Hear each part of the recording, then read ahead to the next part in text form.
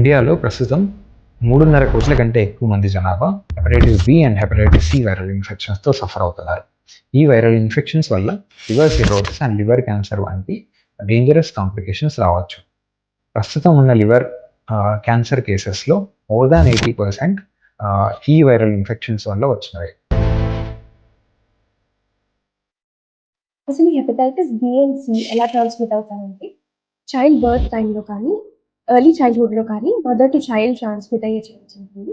Contact with bodily fluids అంటే blood కానీ saliva కానీ సెక్షువల్ ట్రాన్స్మిషన్ కానీ అన్స్క్రీన్ బ్లడ్ ప్రోడక్ట్స్ వల్ల కానీ ట్రాన్స్మిట్ అయ్యే ఛాన్స్ ఉంటుంది. అలాగే అన్సేఫ్ ఇంజెక్షన్ ప్రాక్టీసెస్ అంటే పియర్సింగ్ ఆర్ ఫ్యాక్టరీ చేసుకోవడం కానీ కంటామినేటెడ్ నీడిల్స్ షేర్ చేసుకోవడం కానీ హెల్త్ కేర్ సెక్టర్లో నీడిల్ స్టిక్ ఇంజరీస్ వల్ల కానీ ట్రాన్స్మిట్ అయ్యే ఛాన్స్. ఈ వైరల్ ఇన్ఫెక్షన్స్ రాకుండా ప్రివెంట్ చేయడానికి 3 సింపుల్ స్టెప్స్ ఫాలో అయితే సరిపోతుంది. వాటిలో మొదటివి వ్యాక్సినేషన్. హెపటైటిస్ బికి ఒక safe and effective vaccination already మార్కెట్లో అవైలబుల్ ఉంది. ఇది almost 100% effective against the virus.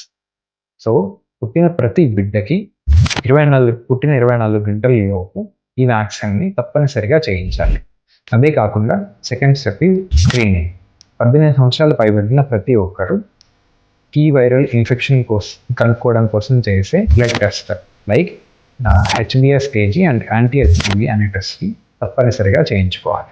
Third one is avoid unsafe injection and sexual practices.